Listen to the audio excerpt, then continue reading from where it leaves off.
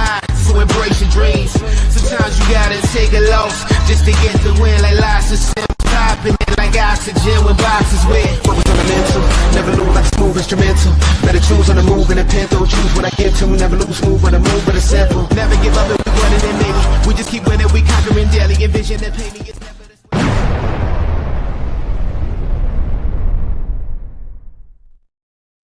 What's happening, everybody? Welcome into Divots and Pivots. It's U.S. Open week, that's right. So we got, of course, a great show for you. I'm Andrew LeDuc, a.k.a. Mr. Mallard. Bud Copeland, the chief of morale, here with me as always. And as always, brought to you by acornhillsco.com. The boys over there, Acorn Hills, Nate, trying to change the world, trying to change the environment, and doing it all by taking care of you with some comfort golf clothing products. So you got to get over there, use discount code FY. Geez, why am I blanking? TFYP15 for your 15% discount. And we're going to roll in now as I, struggled to get, once again, TikTok working. So I apologize. If you're watching me on TikTok, you're just going to have to watch me from behind the scenes again and not be able to hear Bud, which is a shame because he does most of the good shit on here. Yeah, don't try to build me up here. It's I'm cramming like a kid for finals where we're closing in on closing time here at Witch City Studios before we travel north to the bunkhouse or whatever we're going to rename that place. But buddy, I'm pumped. It's U.S. Open week is always a special week. I think this is the best major of all. I think this is the purest test of finding out who is the true champion. I was going to say champion golfer of the year, but I don't want to get hate from the Open Championship purists. But I mean, no disrespect to them. While the Open Championship might be the kind of classic, nostalgic, if you can only win one, is it that or that kind of thing? Maybe I still think that the U.S. Open brings out the best, and we're going to see that. I mean, it's been a lot of fun hearing these guys talk about this golf course the way that you and I talk about some place we've never been before, or we just been before to beat us up. I mean, they have this look in their eyes the way that sometimes soldiers come back and they're like, man, all right, I know we got to go back out there tomorrow, but shit, like, did you see what that was all about? So it's a good week. I don't know how deep I've gotten into the betting side of things, and I think that's because this is Oakmont. I mean, it's 10th U.S. Open. It's the GOAT. It's the leader.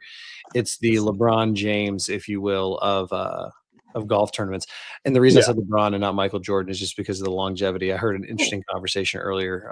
Somebody was trying to make an argument for LeBron over MJ in greatest of all time. Objectively, but understandably, Michael gets the title, and I was like, I don't understand any of this. It's U.S. Open week at Oakmont. So you drive this ship. Where do you want to go? What do you want to start with?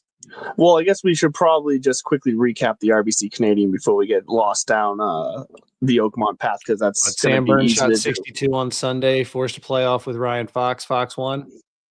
And I think the fourth or fifth playoff hole, fourth playoff hole. But to me, I said this during our U.S. Open round. Actually, I think I said it before, so it's not even on the air. But I was saying it to the golfer gang. Jeff, to a golfer gang, that Sam Burns, I think, has just turned himself into a little bit of a choker here, because he's now a couple times at the last minute gotten himself into the position to do something, and to have a moment and to take advantage of the spotlight, and he just kind of doesn't ever close. And now, granted, he went out there and took care of 3 playoff holes, parred all 3 of them on this par 5. But the door was still there, and he just couldn't putt his way to a win in the end. And that's what it came down to. And I'm just not sure at this point he has that mentality to be able to win in a big spotlight like that. No, I think you're. I'm not going to use the word choke, because I think that's a harsh word. I know. It's fine. I mean, you're an opinionated guy. You're allowed to be. This is America. But I agree that Sam Burns is going to have to show me a little something more before we give him the nod on the Ryder Cup. I don't know where he is on the standings, to be honest. I don't think he's high enough I don't think he's part of the autos. Actually, where is this? Let's find this out. Hey Siri, what are the U.S. men's Ryder Cup standings right now? I hate when they ask you, do you want me to search the web or use Chat GPT?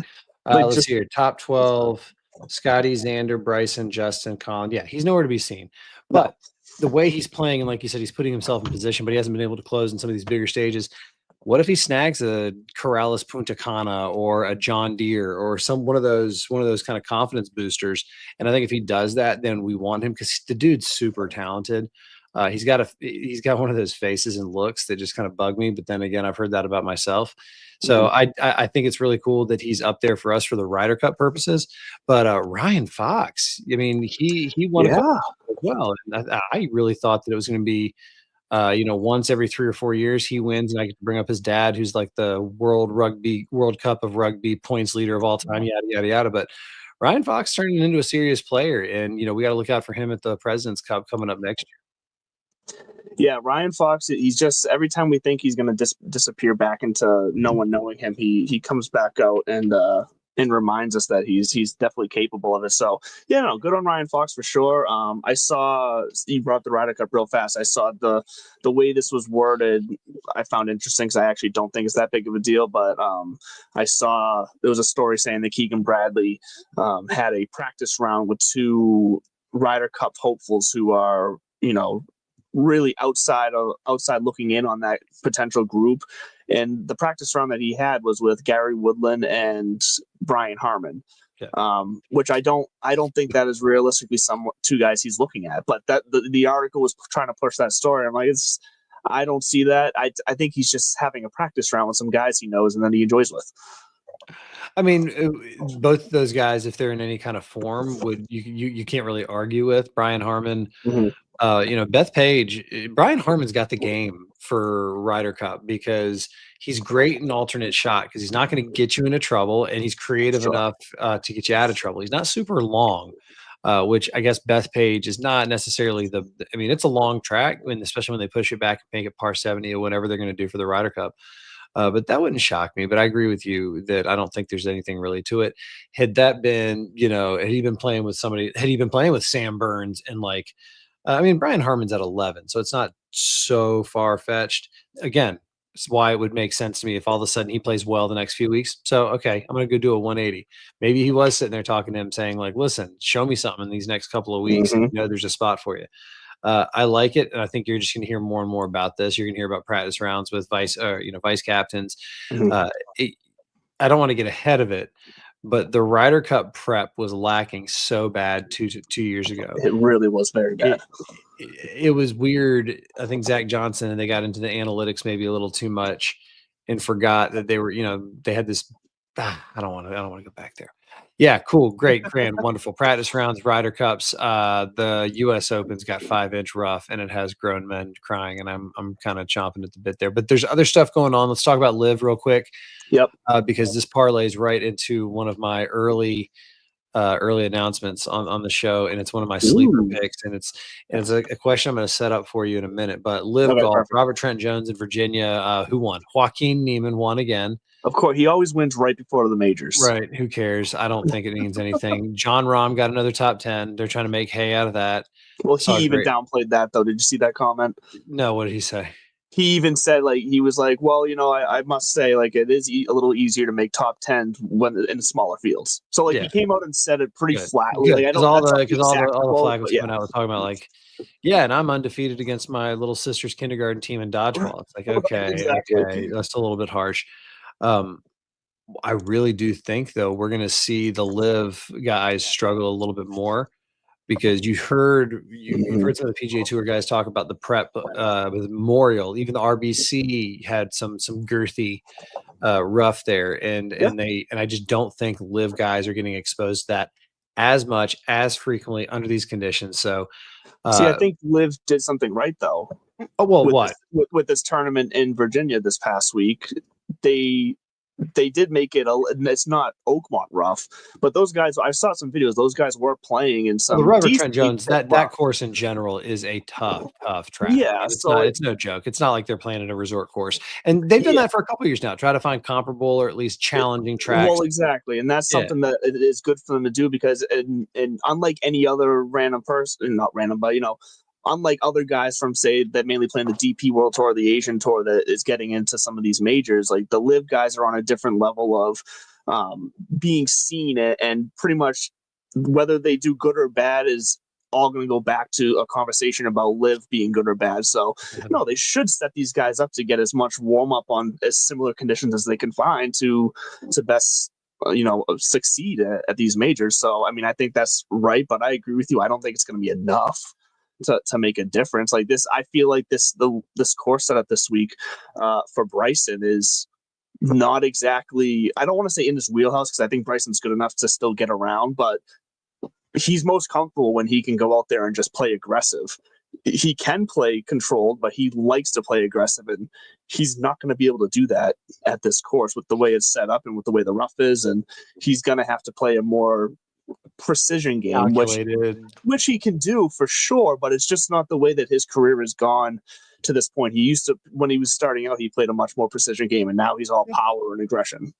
Well, and we'll see, because he tried this at Winged Foot and it worked. The COVID Open, he was able to bomb and gouge it around there. I mean, and I'm not going to say that Winged Foot is far off from Oakmont. Oakmont's it. I mean, as far as these pros are saying toughest golf course in the world. But back to the Liv finish here real quick.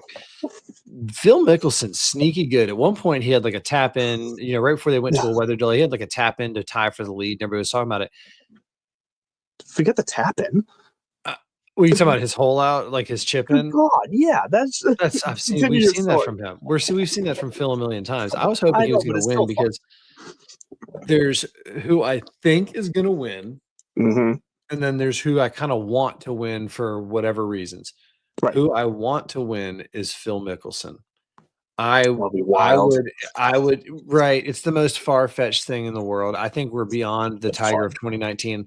I think Phil might have cashed that chit when he was 50 and won the PGA at Kiowa.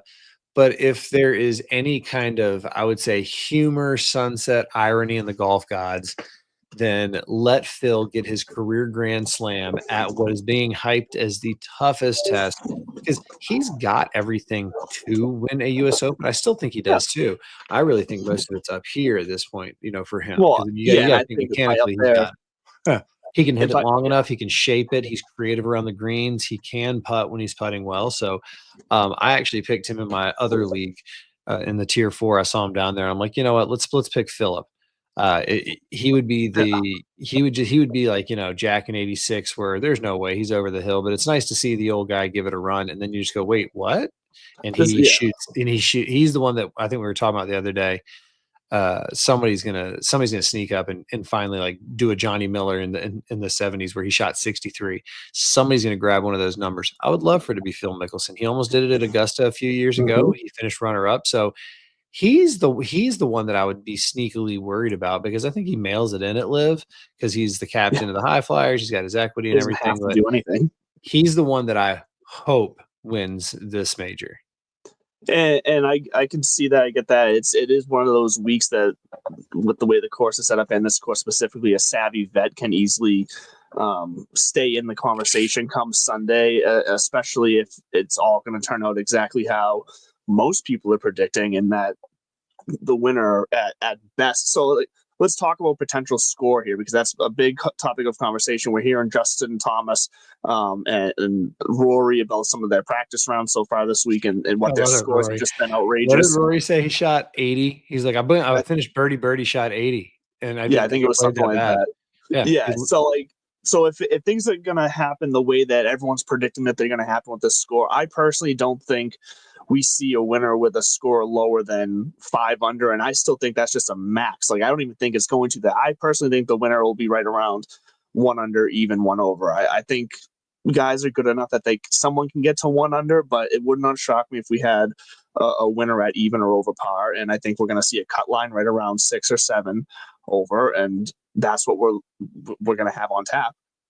I'm personally looking forward to something like that, because I just feel like it's so few and far between at tournaments these days, with the technology that these guys have, the prep that these guys do, and everything they know about the game and their numbers and how precise they are. It's rare that we have a course that absolutely beats these guys up and challenges them. I'm looking forward to seeing that, because, like I said, we just don't get to see it all that often, and I'm excited to see who can handle it, who can understand that they're gonna have to take their licks at this course and keep on going and really celebrate it and relish those few birdie opportunities that they do have. So I'm all here for the chaos. I'm so excited for it. I'm not going to be able to watch much of it because I'm going to be at a wedding this weekend, but I'm all about this chaos. I like that you teed it up like that, because looking back at, again, this is Oakmont. I keep talking about like this is Sparta. Right. I mean, that's how they're putting it out there. But it's the 10th U.S. Open. I mean, I think this is like the 19th or 20th major championship if you include women's opens, amateurs, et cetera, that kind of stuff. But if you look back at the winning scores of the 9 previous, only I think 3 times has it been over par, and 2 of those were the 27 and 35 back when this thing was like a par 80 or some shit like that, plus 13 and plus 11. But you get more into the modern era. The 53 U.S. Open, it was 5 under. The 62 U.S. Open, it was 1 under. 73, 5 under, 4 under and 83, 5 under and 94. So if you're a betting person, and we're all out here getting hyped up about the rough and everything, you might want to take another look at that. It has been tweaked. You'll see a lot of these stories about the evolution of Oakmont. It went from links to more of a parkland style with the trees, and then that was starting to cause some grass problems. And I loved seeing the clip of the old groundskeeper, or not the chair of the old grounds committee. He said, "Take them down," and they literally took them down overnight, like tree by tree. Right. And then also another thing about Oakmont, real quick, is getting back to your point about over par. The Gil Hans, the famous course kind of not designer, but restoration expert. He's done just about everything there is. You look up his resume, it speaks for itself. When he got tapped to do Oakmont, I learned about this too. He did it over one winter. The thing is, like, the club's like, we can't shut down this golf course. I mean, it's a legendary freaking place. So there's all of this going for it, and all the legend. We build it up so tall, but history shows us that out of 156 guys, there's going to be probably, I don't know, 5, 6, 7 that hover under par. So think about that for your bets out there. If you're going, the winning score over under par, I don't think it's going to be double digits. I think that's you're batshit crazy.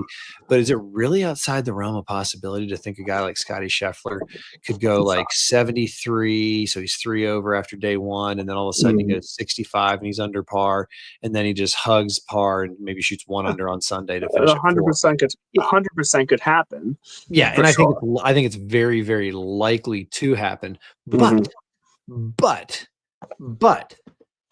the course rating is 77 point whatever. It is the top end. It's like the hardest ranked course. Really, Pine Valley is the hardest, I believe, in the country. But this is what the champions say. It was meant for championship golf. The Henry Phones, I thought it was Founds. His last name is Phones, Fownes.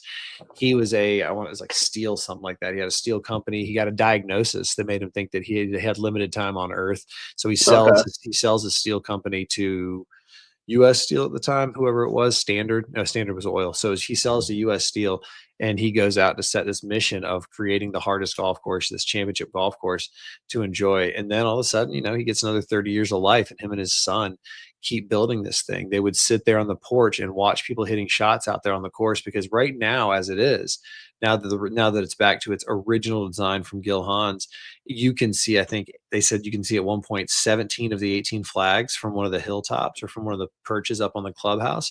So his son and him would sit there and watch people hit shots. And if they saw them in the rough or somewhere that they were like, they shouldn't be playing a shot from right there. Overnight, sometimes they would go out and dig a new bunker. So this place has got just layers to it. I mean, there's 160 or 150 some odd bunkers on it. Very little, if any, water. The rough is, you've seen what the rough is. And then Colin Morikawa said too, all of this fescue, the knee-high crap, when they get way, way off course, he goes, thank God it's all red staked. He said that. I don't know how much of it is, but he's even saying, I would rather just take a drop in a 1-stroke penalty than have to go out there and attempt to hack it back, which might take 2 or 3. So when you are looking at your bets, remember on the prop side, that over under, I don't know if I'm taking that cheese. I'm probably going to hit the under. I think that, history teaches us somebody's just going to kind of get right under there. So I was curious. So I looked up right now on DraftKings.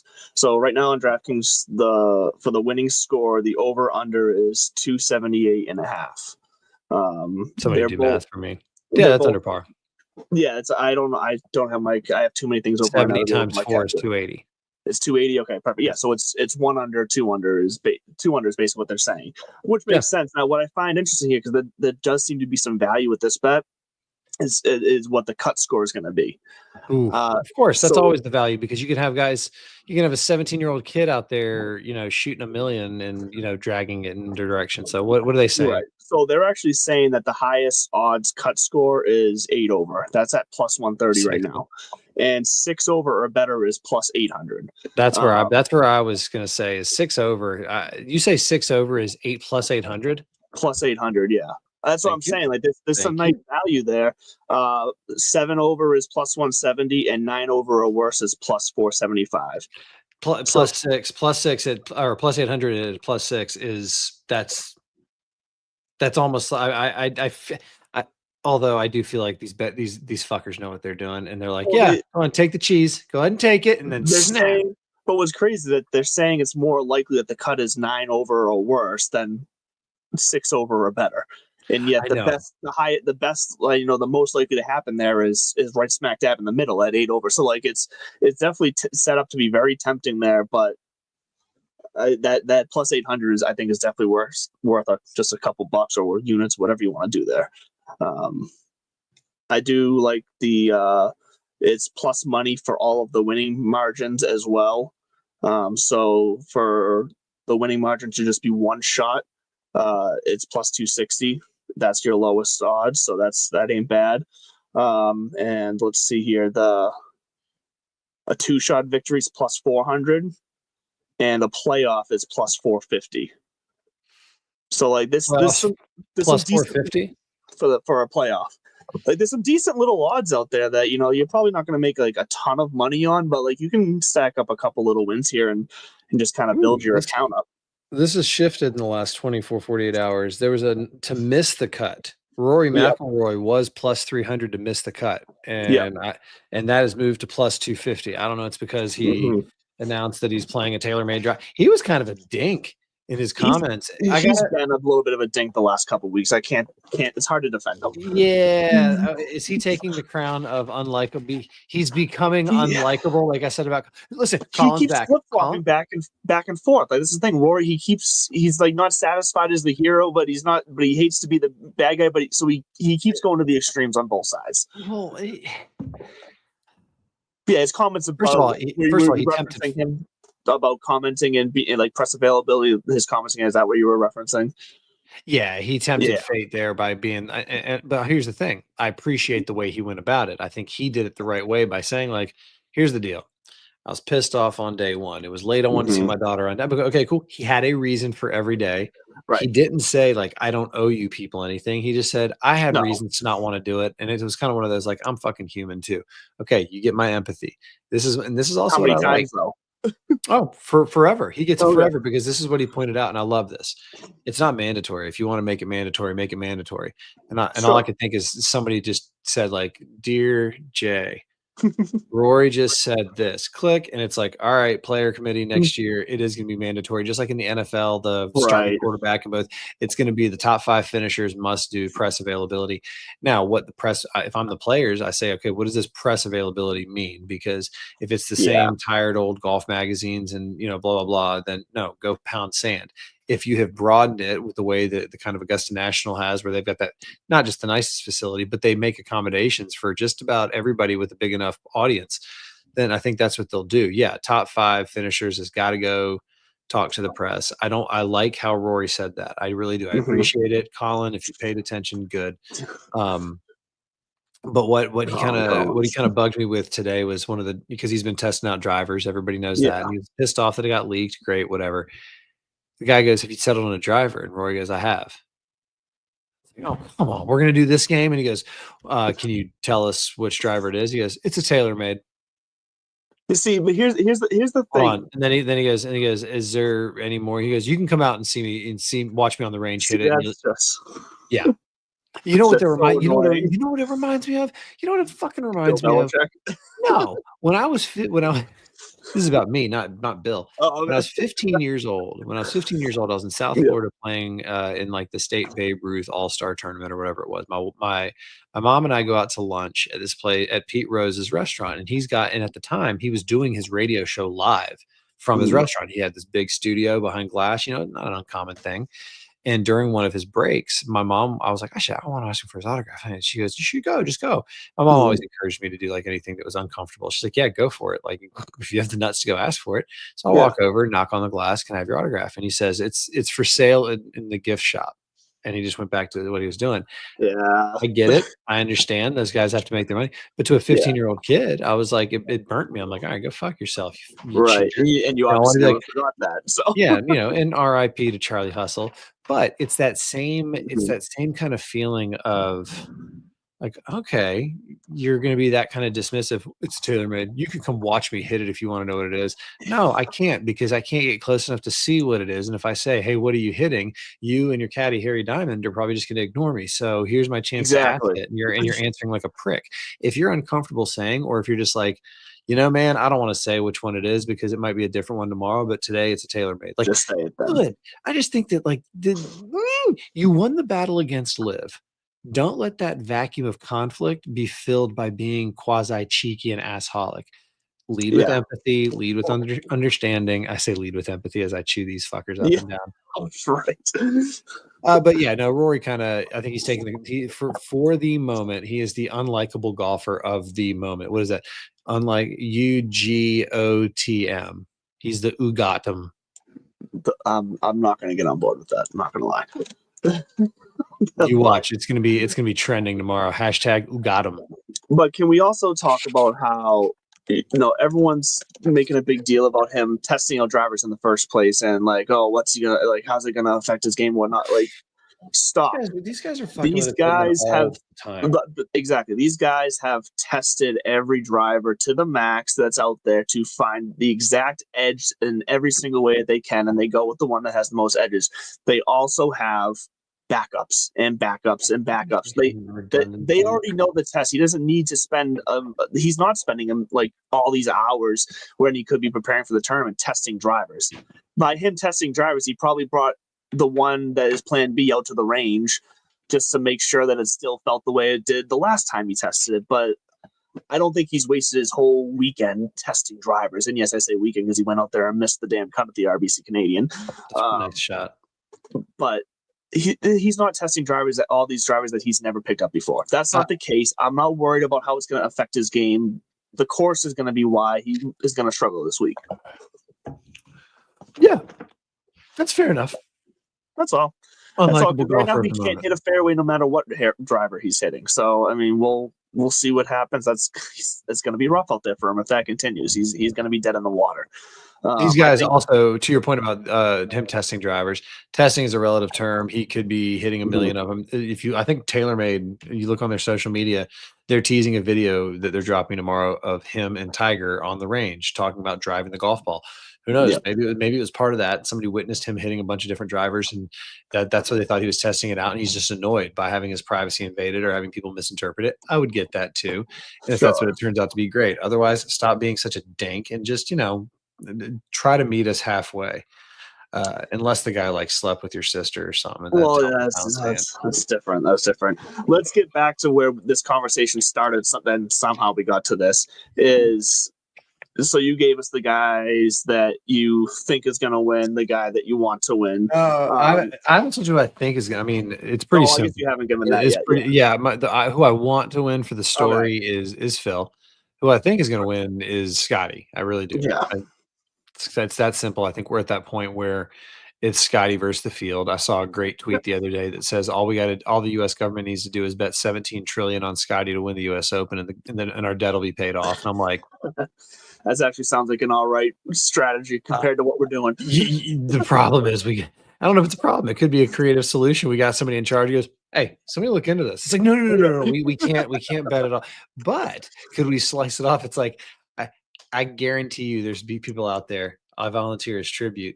It's like, wait a minute, can I take a portion of my Social Security and put it on Start moving Right, that shit around. you know what, that would be fun. But yes, no, that is a pipe dream. I will say I also agree that Scotty is the guy that I think is going to win it. He's on a different planet, so that's whatever. I will say the guy that I want to win it is I want to see Ludwig Oberg win. Now, going into last week, I had said one of the storylines I wanted to see leading into the RBC Canadian was if Oberg could get back into form right before the U.S. Open. And it wasn't that I said it wasn't that he was necessarily fully out of form, but he was just kind of not high enough to really go out there and realistically have a chance to win, basically. And he went out there and he had a good week. It was a nice controlled week. I believe he was. I want to say I don't have him up in front of me right now, but his strokes gained, in the fairway was like 4 or something like that. Like, he had positive numbers on pretty much all of the strokes gained. I believe he hit 60% of the fairways, 80% of greens in regulation. So like all these things that he's going to need this week, he seemed to find it. He was feeling it. The putter could use a little more work, but that's something that everyone's going to struggle this week. The greens are rolling at 16 this morning, I believe I saw. So, which is just that's a freshly paved road right there. So I want to see Oberg come through and win the U.S. Open and bring himself back up to the pedestal and that kind of tier of potential elite guys to really chase down Scotty as far as the world number one right now. And I think he's also, leading back into the Ryder Cup. He's obviously going to be a part of that European Ryder Cup team again, I would think. I want it to be an entertaining Ryder Cup, so I want to see guys on the other side be ready to play. Oberg is someone who's just fun to watch, whether you're cheering for US or Europe anyways. He's so freaking good. He's also handsome, tall drink of water. But you said 16 on the stimp meter. Real quick, the stimp meter was designed in 1935 by golfer Edward S. Stimpson Sr. Edward S. Stimpson Sr., the Massachusetts State Amateur and former Harvard golf team captain. Stimpson was a spectator at the 1935 U.S. Open at Oakmont near Pittsburgh. Winning score was 299 plus 11 after witnessing a putt by a top professional, Gene Saracen, roll off the green. Stimpson was convinced the greens were unreasonably fast, but wondered how he could prove it. So he went home and designed it. Henry Stimpson. I think yesterday or so the other day I referred to him as Edward Stimpmeter. Yeah, they're Ludwig Oberg. I thought you were gonna. I like the Ludwig Oberg call because this is where we saw a couple years ago he goes pro, then he shows up at these majors. He kind of hovers around, then he shows out at the Ryder Cup, and he's on that short list of guys to be on major watch for the next forever until he breaks through. And a short list of guys that I think can realistically challenge Scotty Scheffler. Like that's correct. I want to see the challenge. I don't want to see him run away with tournaments. Right. So he's one of those guys. So let's see it. I'm wondering. I was curious you didn't throw some Ben Griffin love in there because I think he's just becoming much more accessible and likable, and all of the work that he's put in behind the scenes is coming to fruition. But I think he was on with the foreplay guys, and I did see that. Yeah, they were talking about scores, and he was like, "I'd sign off on +4 right now." It makes sense why he didn't respond to my message, but because he had sufficient foreplay. I did see that he said he would sign off on +4. Not only did he say he would sign off on +4, he would sign off on +4 and feel confident he was still in the conversation to win. That is what his not word for word full quote, but summing up his full quote was kind of the gist of it. He thinks that +4 is going to be in the conversation to win this week, which is outrageous to think, but a lot of fun sounding, if you ask me. Why can't I find Neil Shipley is somebody that I'm sad didn't get into the field, and I think it's just because he's becoming a fan favorite. But I'm kind of excited to see him sitting on the sidelines with his I was about to say, but not only is he going to be a spectator because as a player he could probably get tickets or whatever. He's a member at Oakmont. He's a member, exactly. He was a caddy back there. He did some pretty cool stuff with the USGA, going behind the scenes, looking at the SWAT books. And all that kind of stuff. I want to see them do one of those things where they disguise him as undercover and send him into the press conferences or something like that with the players and just kind of rag on guys and mess around with them. I think that would be fun. I think he would have the personality to to pull that off, and it would be fun to see them try to actually successfully disguise him between just his body build and his hair. Like, it would be tough for people to not realize it's Neil Shipley, I think. Another one of these Oakmont kind of quintessential fun facts is their showers. Yes, they apparently. I have not heard about their showers. All right, so apparently in their locker room. First of all, Oakmont has been gender inclusive from the beginning, apparently, and this is another thing I learned. The ladies' locker room is air conditioned. The men's is not.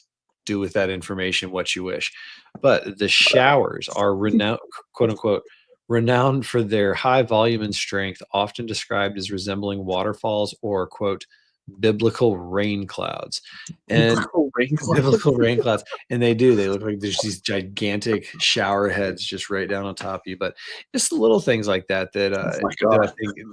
I think you look at these old clubs and why this is, I would say, the Fenway Park of golf. You know what I mean? Yeah, I could see that comparison. Yeah, I think that everybody else has a little more kind of, Pebble Beach is still beautiful, but I mean, it's $1,000 to play. You know, Oakmont's not even accessible, but it's part of a resort, et cetera, et cetera, et cetera. Sure, yeah. So, and then you think about the more modern game with like Michael Jordan and his place Grove 23, and how the modern clubhouse or Liberty National out there in New Jersey hosted some pretty big things. I think the President's Cup a few years back. It's got a very modern clubhouse, and then that's the direction things are going to go, because if if something looks outdated but it's actually from that time, then it's vintage and it's unique, like Oakmont. The other thing, if you notice the size of the ninth green, I haven't looked that in depth at the ninth green. Yeah, let me take a look now. Google that the ninth green. I want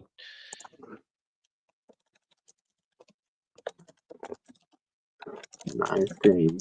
Let's see here. Images. Is the ninth one the one that's like a square with a little gigantic rectangle or whatever? Yeah. That is funky looking, huh? Look at that. Right. Well, the back half is used for like practice putting before rounds. I was gonna say I could see that because it looks like there's a decent shelf there, like kind of splitting it down the middle. But that'll be interesting. I mean, they have to, I guess, considering I like them kind of opening up that green to that size with that kind of runway. I mean, you still have to hit a good shot to get it down that runway to roll it up there. But given the length of this course, and the course only, technically being like 7,300 and some change for today's. Well, I was going to say, because for today's standard on the PGA Tour, that's average. Like, that's not too that's short. Par 72, though. This is 7,300 yards, par 70. So, I was going to say that is, factored into it. The whole thing. Yeah, because they do have two par fives over 600, and they obviously have the par three that is, and what the practice round earlier today yesterday was playing at 289, and the great video of Colin Morikawa up there in utter disbelief that he had to hit a driver, and like he understood what the caddy was saying and everything, but as he grabbed it and stood there, someone even said to him, "You look uncomfortable." He's like, "I am. I don't know what shot to hit." He's like, I take a little off, and his buddy's like, "Yeah, you have to hit a little kind of spinner up there and just try to feather it in there." So the 300-yard par three, yes, all day. Feed me this. It's not even that they can do it. It's that it's something like that forces them to. That's like Xander said, guys don't tune in. People aren't tuning in to watch us just kind of hit 6 irons, or not even 6 iron for those guys, like 7-8 iron from 200 yards and hit a nice golf shot. They want to see us suffer. They want to see us +8. And this is what's going to give it to us. And I love that it's like, and they all sign up freely to go do it and just watch us. We get our popcorn out and we'll sit there and watch them hack it around and go, oh, because inside, that's what makes this game accessible. Yes. It's in a way that no other sport is. Even, I would say even tennis, you never really can have, even though you and I could go out and play, or pickleball, something like that. Yeah, we're not playing like they're playing. No, and there's no surface, there's no conditions that will make Carlos Alcaraz play down to our level. These conditions are going to make these guys look like you and me, and I think that's what we love about all this. And Jack Nick, go ahead. I was gonna say Jack Nicklaus had a mentality that he would talk about walking around a US Open beforehand. If he heard somebody talking about how fast the greens were, he's like, they have no chance. If he heard somebody talking about how thick the rough is, he's like, they have no chance. They're already in their head. Yeah, and it's that could be that like Brooks Koepka thing where like I only really have to beat about a dozen or so guys. So I think that we are going to see these guys. They're just going to put their head down and then look up. And if they make the cut on Friday, then they're going to put their head down again.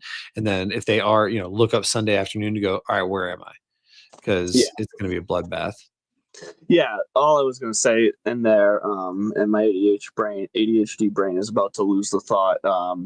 It's not because I cut you off 4 times, 5 now? No, you could say I cut you off 4 times. And what were we even talking about? Because now it's seriously in jeopardy of completely being gone now.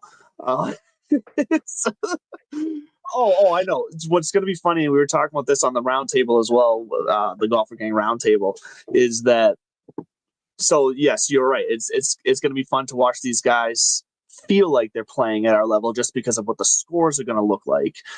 What is still an asinine thing for any of us to say is, oh yeah, I could have hit that shot, or like, oh yeah, that's exactly what would have happened to me in that rough. Like, we also still have to gauge it in some reality that, I don't know, if we went out there, even hitting those bad shots, we're not shooting 80 like these guys are. We're shooting, 120 or whatever. Which brings up the thought, I don't know if you saw Justin Thomas's comments about how, I think it was just earlier today, I saw he was mentioning how it would be fun if, all these fans love to watch this and the higher scores, like how hard it is. We should allow at some of these majors the Monday after different handicaps get to come out here and play just to see what, like, a 3, an 8, a 13, an 18 handicap would go out there and shoot at a major setup, PGA Tour major championship setup. And I'm totally for that. I'm all for it.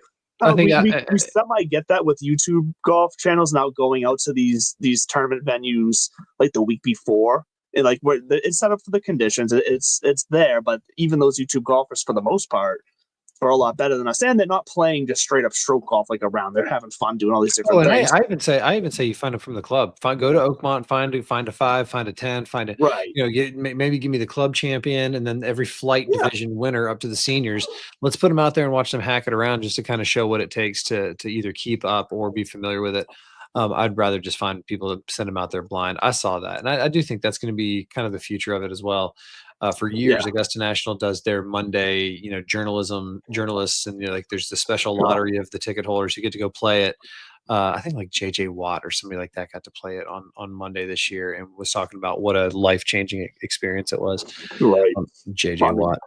But I think that's an appropriate way to say that. Whether you're JJ Watt or some regular guy or girl, to put it in those words of like it's a life-changing experience to win the lottery, to play around at Augusta. Like, sure, I think that's appropriate. I agree that I think it would be like that for a place like Oakmont too. You hack it around a little bit. So let me ask you this. Yes. We earlier I referenced the evolution of Oakmont. Started out as a link style, then they planted trees to make it pretty, then they took them out and it's back to a link style. What do you prefer, links or parkland style golf? Because I mean, a guy of your ilk, you know what you enjoy about the game, you know what the challenges are, and the two styles of courses, when they're both beefed up or whatever you want to call it, offer different kind of challenges. So what do you prefer? I mean, the openness of links definitely sounds like it would help my game, because it's just easier to find balls or whatnot and not bounce off trees or whatever, because I'm not exactly precise off the tee. But honestly, I enjoy playing on a more wooded course, because I like each hole to, no matter how crowded the course is, I like each hole to feel like just its own kind of tunnel of like challenge or whatever you want to call it. And sometimes I only find the fairway because the tree helped me out and gave me a benefit kick. So like, I'd like to keep those trees there. They've been good to me. Earlier, you made a point. I'm also not good out of bunkers, by the way. So less bunkers on a tree course than there is a link style. Valhalla was 20 under, 22 under, whatever it was last year. And I think that lends itself to I walked that course, and I That's right. Yeah. 100%. I feel like I can go fuck around, break 80, maybe even shoot 75 or better from Oh, the tips, because if it's not overwhelmingly long, so if you can keep it in the fairway, and the fairways aren't too tight around there, so if you can keep it around, and again, you're like, yeah, these guys are going 20, 25 under. I'm a scratch golfer. I can go out there and probably right. break 80. There is not, and I do think that's the beauty of something like Oakmont or something like Augusta National and the Masters, where a group of people got together, and in this case, it was just a dude and his, Mhm. team of, they use like mules and 120 workers and all that kind of shit. But they set out to make the hardest golf course imaginable. I think Scotty Scheffler even said it. He's like, you people don't understand. Like this, the whole purpose of this course was to be the hardest golf course on planet Earth, which it is right now. And kind of Augusta Yeah. National doing something, not, they didn't want to be the hardest. They just wanted to provide one of the most delicate or purest tests of a championship golf that they could, an invitational unlike any other. This is Right. supposed to be, Hunger Games. Who's gonna make it out of the very end, and only one survivor here. So it's a little less graceful. I think it is pure Americana. And speaking of that, fashion watch. Did you see Jason Day? I have not seen his outfit yet this week, or any of his outfits yet. Would Let you me see if I can pull it up.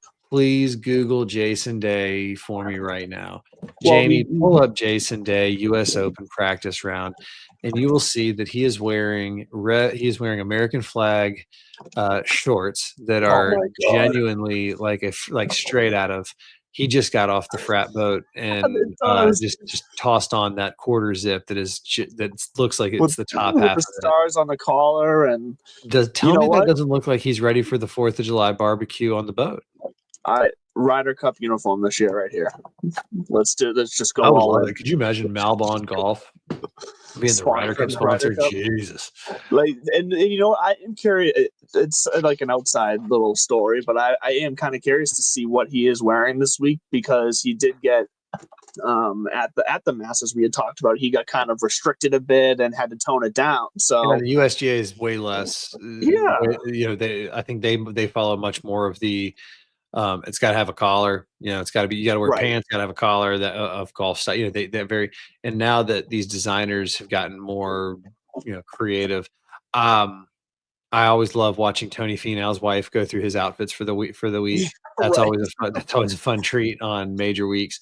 These teams at Nike do design these sometimes a year in advance. With Tiger, they'd have these things planned out, exactly what he was going to wear at the majors and everything. I think it's kind of cool. Although if you think about Nike style, hasn't really changed much. They really No. do kind of stick with simple, clean, classic. And they are on the clothing side what TaylorMade is on the equipment side. I think that they have a small staple of quality golfers, including Rory and Scotty and Nelly Korda and trying to think who else is it. Tony Finau, Brooksy is in there for the apparel side. So they've got a good stable of horses, and it was kind of a shock to the world when they just dropped their whole equipment division. But then when everybody found out it was because Tiger Woods was moving on, kind of made sense. It made sense, yeah, and yeah, because at that point they sunk so much of their resources into Tiger Woods mainly, that all the other brands kind of And the equipment game's hard, man. Yeah, it is hard. And what we're seeing, we've talked about before, we're seeing more independent lines slowly start to get some love out there, like your Tacomas or Grant Horvat's line. Like these things are going to be a little bit more spread out. So no, it makes perfect sense.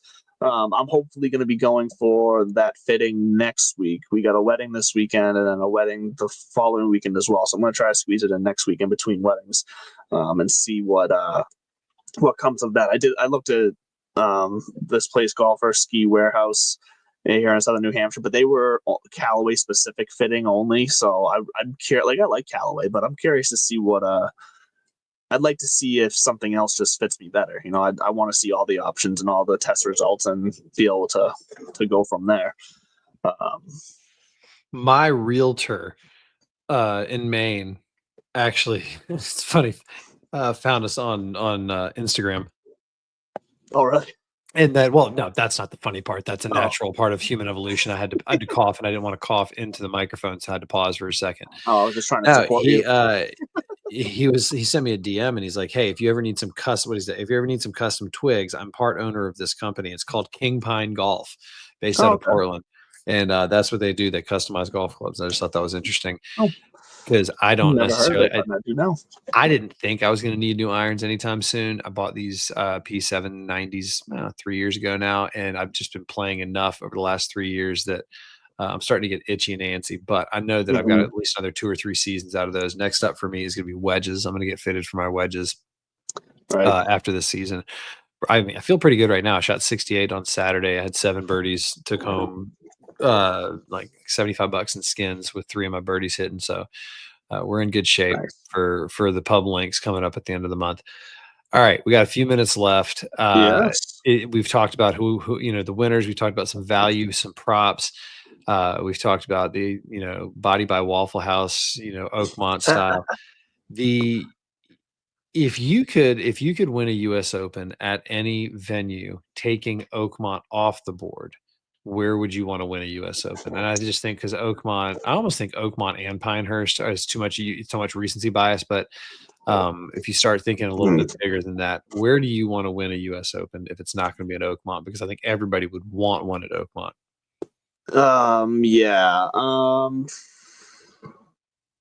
God, I was not prepared for that question. I'd probably say it would have to be. I'm trying to quickly go through it. Like, I'd have to still say it would be like a Pebble. Yeah, there's no shame in that. That's like saying you want an Open championship at the old course. Yeah, I was trying to go through all the most recent in the Rota, but Pebble would just be hell. I'd want to win anything at Pebble. I'd want to win a raffle.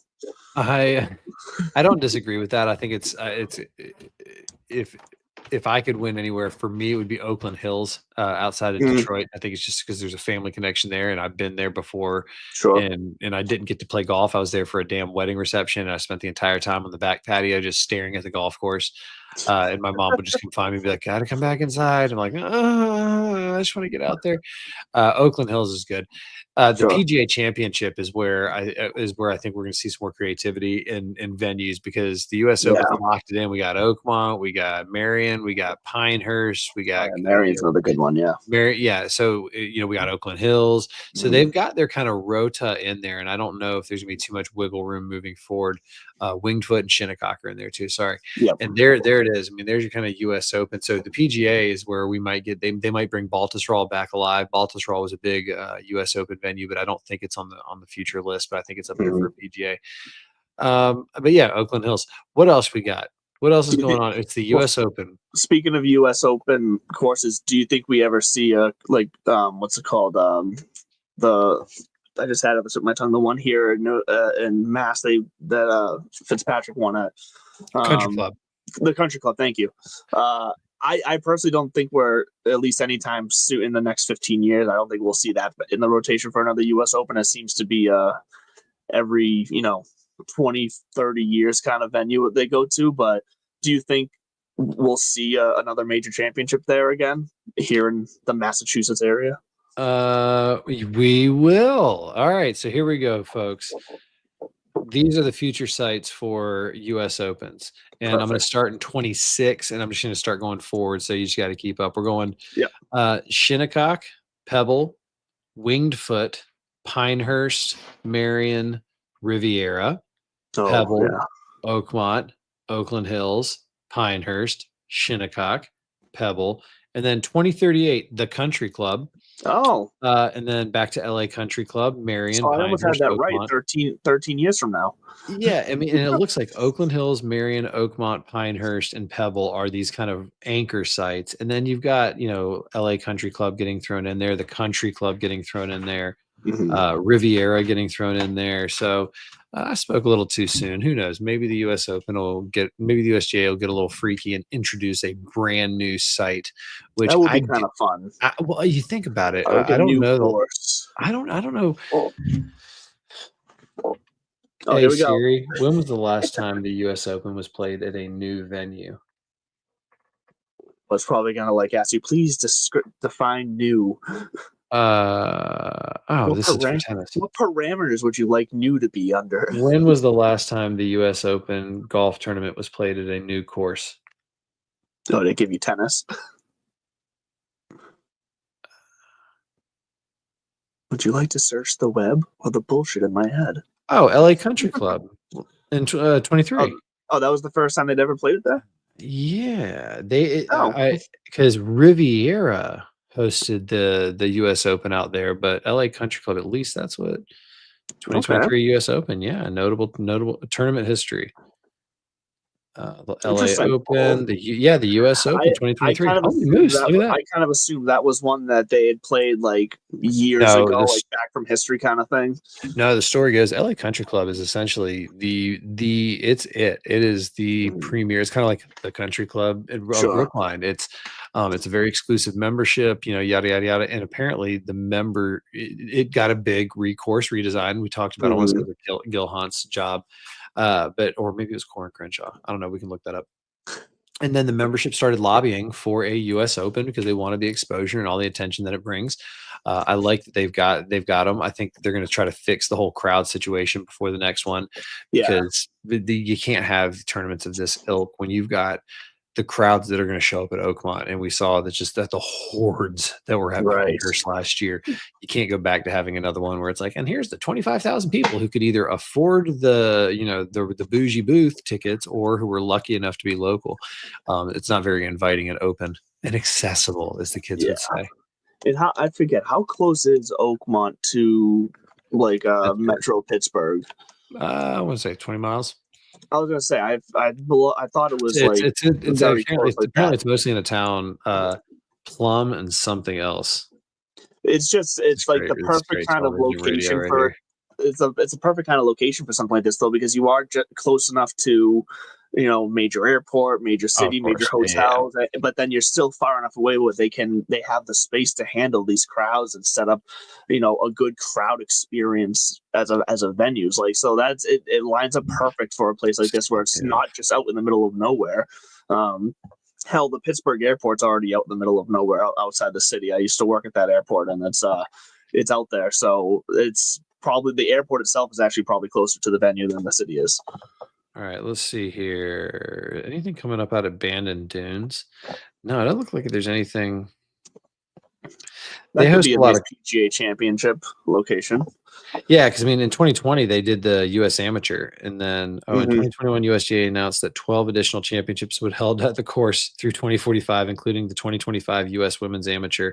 U.S. Women's Amateur at Bandon Dunes. We'll have to keep that on the radar for later this summer.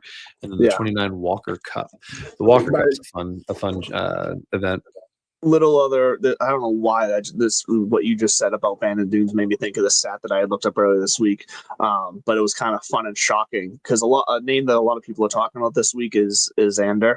Rightfully so. He should be talked about at every major. So I was just kind of looking up like what his form had been, and I started going back further than I intended. The last time Xander's missed a cut was, I want to say it was like April of 2022, I believe. Shut the front door. Like I had no clue he was on this streak of cuts made, but I mean, look, if you want to bet him to make the cut, I think he's a guy that can definitely keep it in the fairway of this course and be around. Like I think. Are you talking about in majors, or are you talking about just in general? No, just in tournaments. Oh yeah, because his last cut was the 2022 Masters. Yeah, right, exactly. So it's somewhere right around the April 2022. And his worst finish in that is a T28 at the PGA Championship and a couple of wins. Xander has replaced all right, so Xander has replaced Major Brooksy. I mean, Major Bryson was already a thing on its own. So X going to give it to you. I think he might. Yeah. Could you imagine that after he wins? Wait, what did he win last year? He won the Open and the PGA. Could you imagine if he snatches the U.S. Open? They say, I mean, again, Rory was the only golfer who has the career Grand Slam who got it outside of a 3-year stretch. Correct. What if we're just kind of quietly in the Xander years? We could have Scotty over here doing this thing that he's doing. Right. And we got Scotty who could, have himself in position for that. Speed is still in position for the career Grand Slam. If Xander got himself into position for the career Grand Slam, all of a sudden we kind of have, we could call it a race. We have this storyline of this Well, we race, do. who gets to it first, and that's fun. Like, those are the type of side storylines that give the broadcast something to talk about other than the same shots they keep showing from a practice round or from the driving range or whatever. Like, it gives the fans something more to bite, to sink their teeth in, and I love that. So it's I'm hoping for that type of setup to happen. I hope we have as many guys as possible in position for the career Grand Slam. All right, real quick on our way out, I want to give not a shout out, but just somebody to keep your eye on. It's an amateur. He's 17-year-old Mason Howell. Yeah. Rising high school senior, qualified for his first U.S. Open in Grand Style, carding a pair of 63s at Piedmont Driving Club. I want to say that's in Georgia, around the Atlanta area, to share medalist honors with the 2024 U.S. Amateur semifinalist and recent University of Illinois graduate Jackson Buchanan. He is going to be a Georgia Bulldog. So Mason Howell, give him hell. Yeah, I mean, like I said, that's someone just fun to watch, someone to cheer for. So I love that. That's going to do it for us here on this beautiful Tuesday night here in New England with US Open week. So get ready, get your lineups in if you're doing that, get your bets in, whatever you're doing. Ludwig Oberg is my one and done this week. I had who did I have last week? I had Shane Lowry last week. I thought he was going to do it for me on Sunday, and then he choked his way down the back nine. But good money. Shane Lowry plus 4,600. Give that a look. I don't think he's going to be able to do it this week, but that's just me. But yeah, so that's what I'll be cheering for. I'll be cheering for Ludwig to win, and we'll see what happens. But thank you for joining us once again. I apologize. I thought we had TikTok figured out for the whole show to be on there. I'm going to figure this damn technology out. Something, yada, yada. We're going to get it. But thank you for joining us on YouTube, Twitter, all that jazz. We love you, and we will see you next week to break down this week's US